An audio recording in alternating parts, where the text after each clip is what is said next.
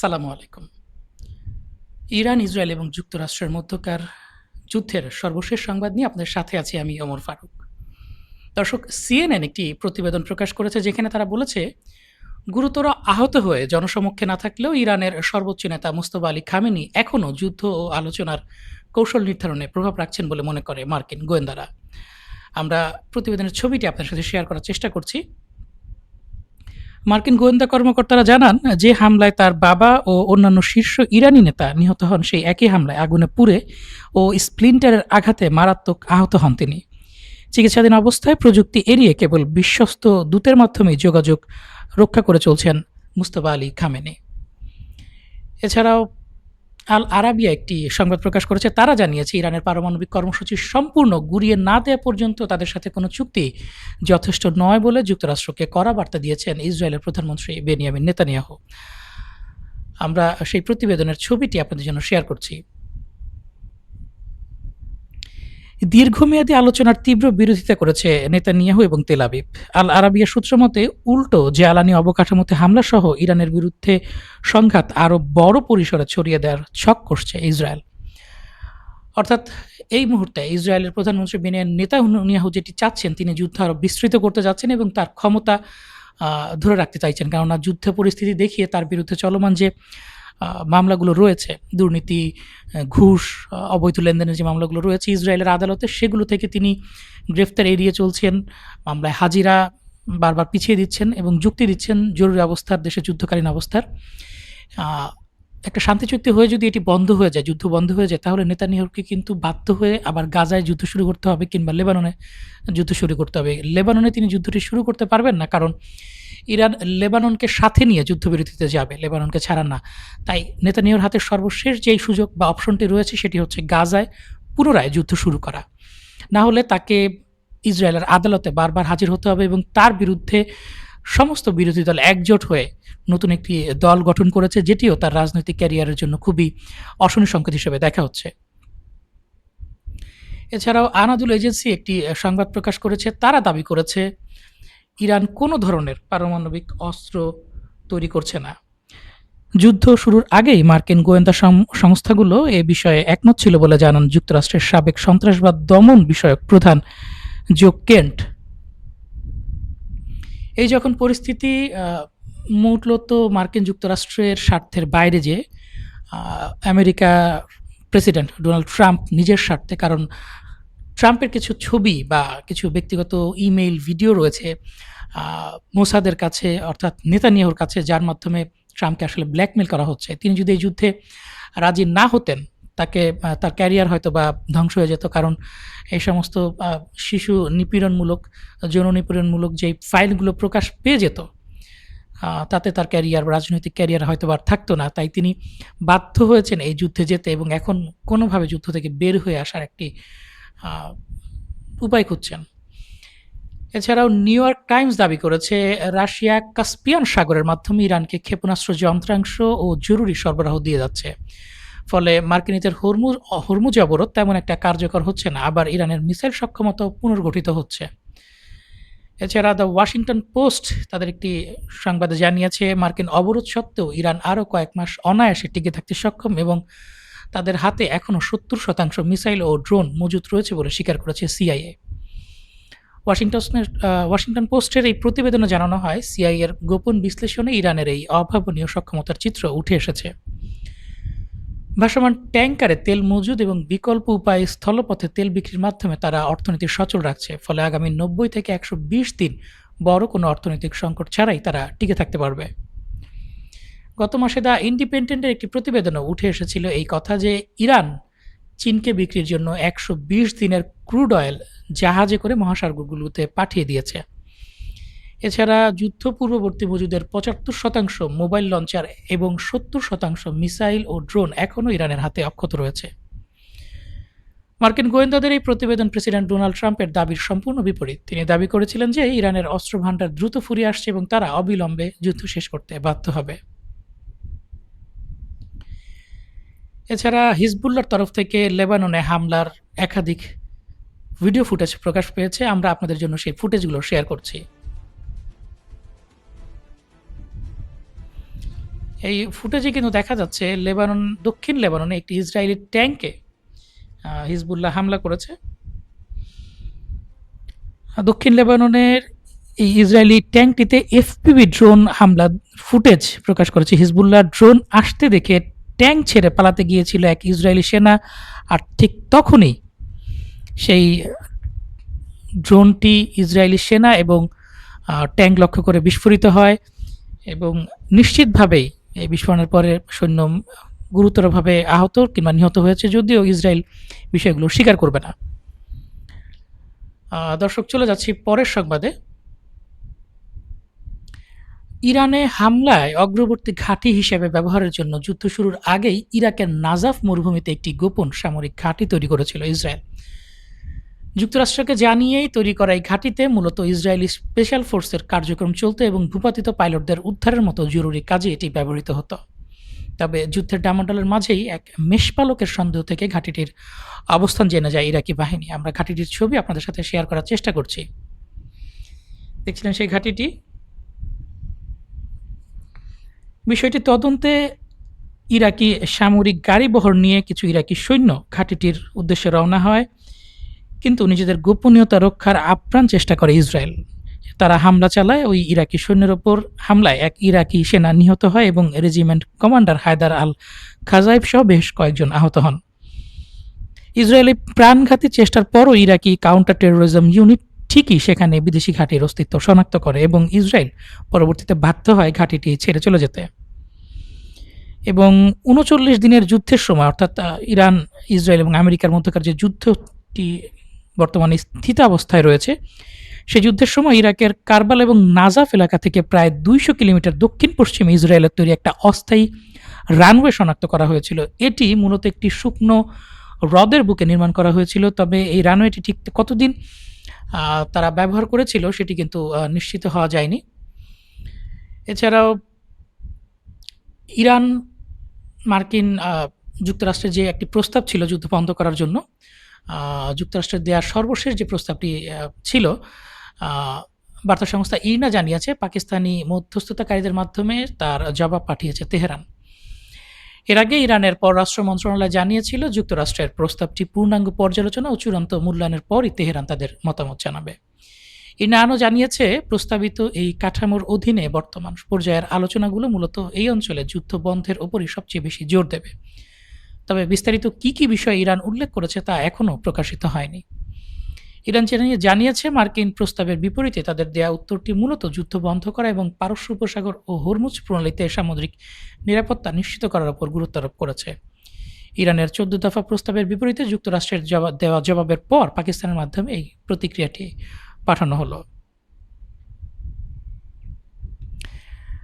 Israel লেবাননে যে যুদ্ধটি পরিচালনা করছে লেবাননের সাধারণ মানুষের বিরুদ্ধে, মূলত তারা হিজবুল্লাহর বিরুদ্ধে যুদ্ধ করছে বললেও এই যুদ্ধটি চলছে সাধারণ মানুষকে কষ্ট দেওয়ার চরম একটি পরীক্ষা হিসেবে। এই যুদ্ধে লেবাননের টার্গেটিংয়ের কাজে ইসরায়েল ব্যবহার করছে আর্টিফিশিয়াল ইন্টেলিজেন্স। লেবাননে হিজবুল্লাহ সদস্যদের ট্র্যাক করতে, অর্থাৎ খুঁজে বের করতে এবং হত্যা করতে ইসরায়েল একটি এআই চালিত টার্গেটিং সিস্টেম ব্যবহার করছে। এই সিস্টেমটি স্মার্টফোন, ড্রোন, ট্রাফিক সিগন্যালের ক্যামেরা, সিসিটিভি ক্যামেরা এবং ওয়াইফাই সিগন্যাল এবং সোশ্যাল মিডিয়া থেকে তথ্য সংগ্রহ করে। এই সিস্টেমটি প্যালান্তিরের মতো, ম্যাভেনের মতো প্ল্যাটফর্মের উপর ভিত্তি করে তৈরি। এটি বিশাল ডেটা প্রবাহকে মানসম্মত করে সম্পর্কের একটা নেটওয়ার্ক তৈরি করে এবং কয়েক সেকেন্ডের মধ্যে হুমকি প্রোফাইল বা থ্রেট অ্যাসেসমেন্ট চিহ্নিত করে, যা আগে শেষ করতে কয়েক সপ্তাহ সময় লাগত। এলএ টাইমসের নিবন্ধে আহমেদ তরমাস নামে ৬২ বছর বয়সী এক হিজবুল্লাহর লিয়াজো কর্মকর্তার কথা উল্লেখ করা হয়েছে, যাকে একজন ইসরায়েলি কর্মকর্তা ফোন করে জিজ্ঞেস করেছিলেন, আপনি কি আপনার চারপাশের মানুষদেরকে নিয়ে মরতে চান নাকি একা? সেই হিজবুল্লাহর কমান্ডার মানুষদেরকে বাঁচানোর জন্য গাড়ি চালিয়ে অনেক দূরে চলে যাওয়ার ৩০ সেকেন্ডের মধ্যেই তিনি মিসাইল হামলায় নিহত হন। ইসরায়েল আর্টিফিশিয়াল ইন্টেলিজেন্স এবং স্মার্ট ডিভাইসগুলো ব্যবহার করে ঠিক এভাবেই শনাক্ত করছে মুক্তিযোদ্ধাদের এবং তাদেরকে হত্যা করছে। এবং এই মুহূর্তে আমার এক মনে পড়ে গেল পবিত্র কুরআনের একটি বিষয়ে, একটি আয়াতের তর্জমা আমি শুনেছিলাম এরকম, যে শেষ সময়ে দাজ্জালের হাতে এমন ক্ষমতা থাকবে যে সে যে কাউকে যে কোনো সময় মৃত্যু দিতে পারবে এবং তাকে জীবিত করে দেখাতে পারবে। এখন সিচুয়েশন বা পরিস্থিতি এমন দাঁড়িয়েছে, আমার স্মার্টফোন কোথায় আছে যে কোনো মুহূর্তে ইসরায়েল জেনে যাচ্ছে। ওয়াইফাই সিগন্যাল দিয়ে বোঝা যাচ্ছে আমি ঘরের কোথায় লুকিয়ে আছি, টয়লেটে আছি না বেডরুমে আছি না ডাইনিং রুমে আছি, বিছানার মধ্যে আমি কোন দিকে মাথা দিয়ে শুয়ে আছি, আমার হার্টবিটের সাথে হৃদস্পন্দনের সাথে ওয়াইফাই সিগন্যালের যে একটা ম্যাচ করে হার্টবিটটা কোন দিকটায় হচ্ছে, অর্থাৎ বিছানার কোন দিকে আমি মাথা দিয়ে শুয়ে আছি, সেটি পর্যন্ত নিখুঁতভাবে বের করা যাচ্ছে।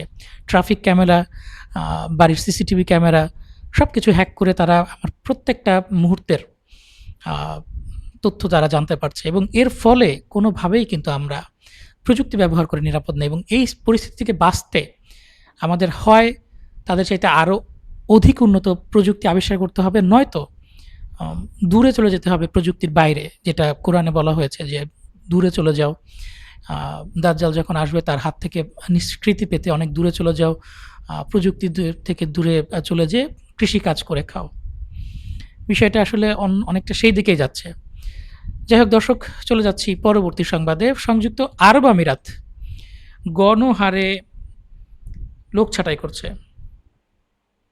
এবং সব লোককে না, তারা শুধুমাত্র পাকিস্তানিদেরকে ছাঁটাই করছে। পাকিস্তান, যুক্তরাষ্ট্র, ইরান যুদ্ধবিরতিতে মধ্যস্থতা করার পরপরই সংযুক্ত আরব আমিরাত হাজার হাজার পাকিস্তানি কর্মীকে, যাদের মধ্যে অনেকেই শিয়া মুসলিম বলে জানা গিয়েছে, আটক এবং বহিষ্কার করেছে।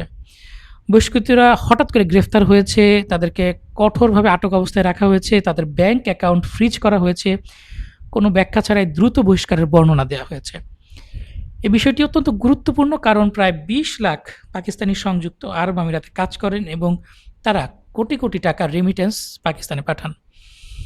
যুদ্ধবিরতির মধ্যস্থতা পাকিস্তান করছে, যুদ্ধবিরতি এখনও কার্যকর হয়নি। যদি কার্যকর হয়, আরব আমিরাতের আচরণ দেখে মনে হচ্ছে ইসরায়েলের চাইতে তাদের বেশি লস হয়ে যাবে, তাদের বেশি ক্ষতিগ্রস্ত হচ্ছে, এবং তারা পাকিস্তানি যেই সাধারণ মানুষজন আছে যারা এতদিন মাথার ঘাম পায়ে ফেলে পরিশ্রম করেছে, তাদের সেই ব্যাংক অ্যাকাউন্ট যেখানে তারা টাকাটি জমা রাখতেন সেটিও ফ্রিজ করছে। আসলে সংযুক্ত আরব আমিরাত বর্তমানে মধ্যপ্রাচ্যে ইসরায়েলের আরেকটি বি টিম হিসেবে কাজ করছে। এছাড়া এতদিন আমরা শুনেছি যে ইসরায়েলের বিভিন্ন ট্যাঙ্কে, বিভিন্ন সেনা ছাউনিতে হিজবুল্লাহ আঘাত করেছে। এখন হিজবুল্লাহর একটি ভিডিও ফুটেজ প্রকাশ করেছে যেখানে তারা দেখাচ্ছে যে সরাসরি তাদের যে ড্রোন রয়েছে সেটি কিন্তু আয়রন ডোম লঞ্চারের ওপরে আঘাত করেছে, যেখানে একাধিক ব্যক্তি ছিল। হিজবুল্লাহর FPV drone strikes Israel iron dome launchers and its crew at the Jal al Allam site on the border area, অর্থাৎ সীমান্তবর্তী জাল আল আল্লাম সেনা ছাউনিতে ইসরায়েলের যে আয়রন ডোম ক্ষেপণাস্ত্র প্রতিরক্ষা ব্যবস্থাটি রয়েছে সেটিতে এবং তার ক্রুদের ওপরে সরাসরি কিন্তু আঘাত করেছে হিজবুল্লাহ ড্রোনটি। আপনাদের জন্য ভিডিওটি সরাসরি দেখাচ্ছি আমরা।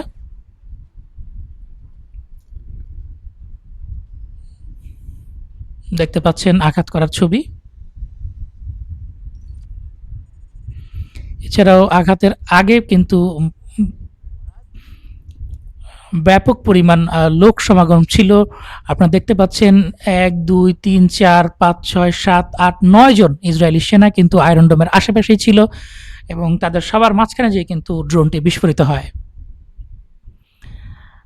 দর্শক, চলে যাচ্ছি পরের সংবাদে।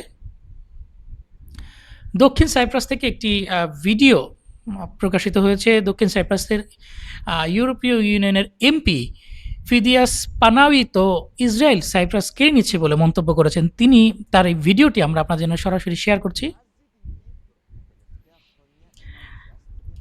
বক্তব্যে দক্ষিণ সাইপ্রাসের এই মেয়র জানান, ইসরায়েল সাইপ্রাসকে কিনে নিচ্ছে, মনে হচ্ছে এই এলাকাগুলো আর আমাদের নেই, আমাদের দ্বীপের বৈশিষ্ট্য বদলে যাচ্ছে। অর্থাৎ ইসরায়েলের অনবরত যে যুদ্ধাবস্থা এবং একের পর এক যুদ্ধ নেতানিয়াহু চালিয়ে যাচ্ছেন বিভিন্ন দেশের বিরুদ্ধে, বিভিন্ন গোষ্ঠীর বিরুদ্ধে, এতে কিন্তু ইসরায়েলের সাধারণ মানুষজন কিছুটা হতাশ হয়ে যে এই নিরাপদ দেশের আশায় তারা ইসরায়েলে এসেছিল ইউরোপের সুনিশ্চিত আবাসন ছেড়ে, তারা সেটিতে দেখতে পাচ্ছে সেটি একটি ধোঁকায় পরিণত হয়েছে। তারা বাধ্য হচ্ছে ইসরায়েল ছেড়ে অন্য কোথাও চলে যেতে এবং তারা এখন সাইপ্রাসকে বেছে নিয়েছে তাদের দ্বিতীয় মাতৃভূমি বা ঘাঁটি হিসেবে, এবং অনবরত সাইপ্রাসের জমি কেনার ফলে সাইপ্রাসের যে ক্যারেক্টারিস্টিক, যে চরিত্র, এটি বদলে যাচ্ছে বলে বোঝাচ্ছেন সাইপ্রাসের একজন এমপি। এছাড়া আরেকটি সংবাদ প্রকাশিত হয়েছে, সংবাদের ভিডিও ফুটেজটি আপনাদের সাথে আমরা শেয়ার করার চেষ্টা করছি। সংবাদে দাবি করা হয়েছে অধ্যাপক ফুয়াদ ইজাদি, পররাষ্ট্রনীতি বিষয়ক বিশেষজ্ঞ, আমেরিকান স্টাডিজ, তেহরান বিশ্ববিদ্যালয়ের, তিনি জানান ইরানের সাবেক নেতৃত্বের একটি ফতোয়া পারমাণবিক অস্ত্র তৈরি নিষিদ্ধ করেছে। এটি মূলত ইরানের সর্বশেষ যে ধর্মীয় নেতা আয়াতুল্লাহ আলী খামেনি, যিনি মার্কিন এবং ইসরায়েলি হামলায় নিহত হয়েছেন, তার একটি ফতোয়া তিনি হারাম ঘোষণা করেছিলেন পারমাণবিক বোমার মতো কোনো বোমা যেটি ব্যাপকভাবে সাধারণ মানুষকে হত্যা করে। তো মার্কিন গোয়েন্দা সংস্থার নিজস্ব 2025 সালের থ্রেট অ্যাসেসমেন্ট বা হুমকি মূল্যায়ন থেকে এটি নিশ্চিত হওয়া যায় যে ইরানের কোনো পারমাণবিক অস্ত্র নেই। অর্থাৎ আমেরিকার হুমকি মূল্যায়ন থেকেও আমেরিকা নিশ্চিত করেছে যে ইরানের কাছে কোনো পারমাণবিক অস্ত্র নেই, কোনো পারমাণবিক অস্ত্র কর্মসূচিও ইরানের নেই, এবং ইরানি নেতারা পারমাণবিক অস্ত্র অর্জনের কোনো সিদ্ধান্ত নেয়নি। ট্রাম্প তার নিজের গোয়েন্দা সংস্থার এই তথ্যকে প্রত্যাখ্যান করেছেন এবং নেতানিয়াহুর যে মূল বক্তব্য সেগুলোকে সমর্থন করেছেন এবং ইরানের বিরুদ্ধে যুদ্ধ শুরু করেছেন। এবং আরেকটি বিষয় হচ্ছে, কিন্তু তিনি দাবি করেছেন যে পারমাণবিক অস্ত্র যে দেশগুলোর কাছে রয়েছে তারা সাধারণত মার্কিন হামলার শিকার হয় না, যেমন উত্তর কোরিয়া এর সবচাইতে বড় উদাহরণ। তাই ইরানে এখন এই প্রশ্নটি জোরালো হচ্ছে যে আক্রান্ত হওয়ার পর কেন আমরা পারমাণবিক অস্ত্র তৈরি করব না। এবং পারমাণবিক অস্ত্র কিন্তু আন্তর্জাতিক আইনে অবৈধ না, এটি কেবল এনপিটি বা যেটা হচ্ছে নন প্রলিফারেশন ট্রিটি এর অধীনে অবৈধ হয় যখন কোনো সদস্য দেশ এই ট্রিটি বা চুক্তিতে স্বাক্ষর করে। এবং শুধু স্বাক্ষর করলেই যে সারা জীবনের জন্য অবৈধ হয়ে যাচ্ছে সেটিও না, দেশটি চাইলে এই পারমাণবিক যে চুক্তিটি রয়েছে সেটি থেকে বের হয়ে যাওয়ার একটি অনুচ্ছেদ রয়েছে, 10 নম্বর অনুচ্ছেদ, যার মাধ্যমে কোনো দেশ যদি চায় তারা এনপিটি থেকে বের হয়ে যেতে পারে এবং তারা তাদের নিজেদের মতো করে পারমাণবিক অস্ত্র কর্মসূচি চালিয়ে নিতে পারে। এখন ইরানের জনগণের মতামত কিন্তু ক্রমশ পারমাণবিক অস্ত্রের পক্ষে যাচ্ছে। ধর্মীয় নিষেধাজ্ঞা এখনও বহাল থাকলেও বিশেষ করে সাম্প্রতিক হামলার পর এটি একটি জীবন্ত বিতর্কের বিষয়, একটা লাইভ ডিবেটের সাবজেক্ট হয়ে দাঁড়িয়েছে, যেখানে সবাই বলছে যে যেহেতু হামলা হয়েছে এখন আমরা কিসের অপেক্ষা করছি। এই যখন পরিস্থিতি, তখন ক্ল্যাশ রিপোর্ট একটি প্রতিবেদনে জানিয়েছে any attack on the Islamic Republic of Iran's oil tankers or commercial vessels will trigger a heavy strike against one of the American bases in the region and enemy ships. অর্থাৎ মার্কিন যুক্তরাষ্ট্র যদি ইরানের কোনো oil tanker কিংবা বাণিজ্যিক জাহাজের ওপর হামলা করে, সেটির জবাবে ইরান মার্কিন যুক্তরাষ্ট্রের কোনো একটি সামরিক ঘাঁটিতে ব্যাপক আঘাত হানবে এবং যুক্তরাষ্ট্রের জাহাজগুলোতে আঘাত হানবে। অর্থাৎ আইআরজিসি কিন্তু এখন আইআরজিসির নৌশাখা যেটি এখন পরিষ্কার করলো যে গতকালকের মতো ইরানের কোনো ট্যাঙ্কারে যদি মার্কিন যুক্তরাষ্ট্র হামলা করে তাহলে যুদ্ধ যে একটা বিরতি অবস্থা বা স্থিতিশীল অবস্থায় রয়েছে এবং যুদ্ধবন্ধের আলোচনা চলছে এটি শেষ হয়ে যাবে এবং ইরান আমেরিকার বেসগুলোতে পুনরায় হামলা বা যুদ্ধ শুরু করবে, আমেরিকার জাহাজগুলোকেও টার্গেট করবে। এই যখন পরিস্থিতি, তখন ফার্স্ট নিউজ এজেন্সি জানিয়েছে উচ্চ পর্যায়ের সামরিক বৈঠকের পর নতুন পদক্ষেপের রূপরেখা দিয়েছেন ইরানের সর্বোচ্চ নেতা আয়াতুল্লাহ মুস্তফা আলী খামেনি। ওই বৈঠকে খামেনিকে আইআরজিসির মেজর জেনারেল আবদুল্লাহি আশ্বস্ত করেছেন যে ইরানের সামরিক বাহিনীর সব শাখায় এখন আক্রমণ এবং প্রতিরোধ উভয় ধরনের অভিযানের জন্য পুরোপুরি প্রস্তুত রয়েছে। আমরা তার একটি ছবি আপনাদের জন্য শেয়ার করছি। বৈঠক থেকে ফিরে খাতাম আল আম্বিয়া হেডকোয়ার্টার কমান্ডার আবদুল্লাহি হুঁশিয়ারি দেন, যুক্তরাষ্ট্র ইসরায়েলের পক্ষ থেকে যে কোনো ধরনের হামলা বা শত্রুতামূলক পদক্ষেপ নেওয়া হলে সাথে সাথেই তার পাল্টা জবাব দেওয়া হবে। এই হচ্ছে বর্তমান পরিস্থিতি। এছাড়া ইন্টেল স্লাভা তাদের একটি প্রতিবেদনে জানিয়েছে ইরাকের ইরবিলের খাল্লিফান এলাকায় ব্যালিস্টিক মিসাইল নিক্ষেপ করেছে আইআরজিসি। ইরান বিরোধী সশস্ত্র কুর্দি গোষ্ঠীর লক্ষ্যবস্তু ছিল বলে জানায় ইরাকি সংবাদ সংস্থা সূত্র। চলে যাচ্ছি পরবর্তী সংবাদে। দ্য টেলিগ্রাফ একটি সংবাদ প্রকাশ করেছে, তারা জানিয়েছে উত্তর কোরিয়ার কিম জং উন যদি গুপ্ত হত্যার শিকার হন তাহলে উত্তর কোরিয়া পারমাণবিক হামলা চালাবে।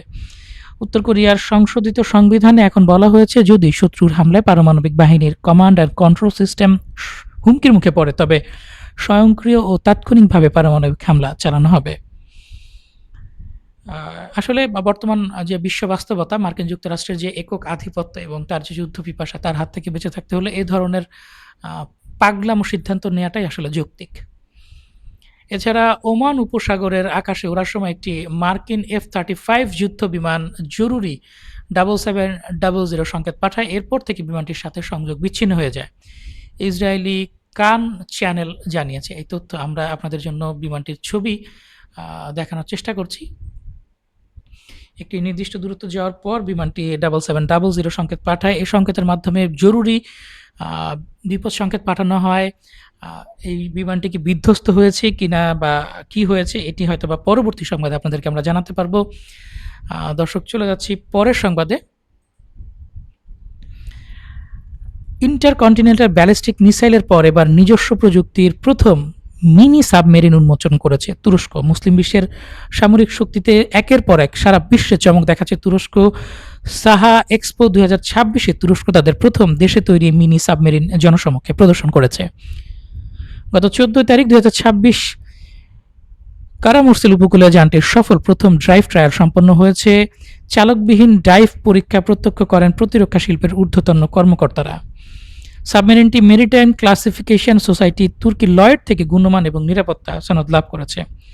এটি বাইকার ড্রোন ব্যবহার করে ঝাঁকবেদী ইউএভি হামলা চালাতে পারে, 12টি মালামাল স্মার্ট মাইন স্থাপন করতে পারে এবং আকিয়া ওরকা টর্কেডো নিক্ষেপ করতে পারে।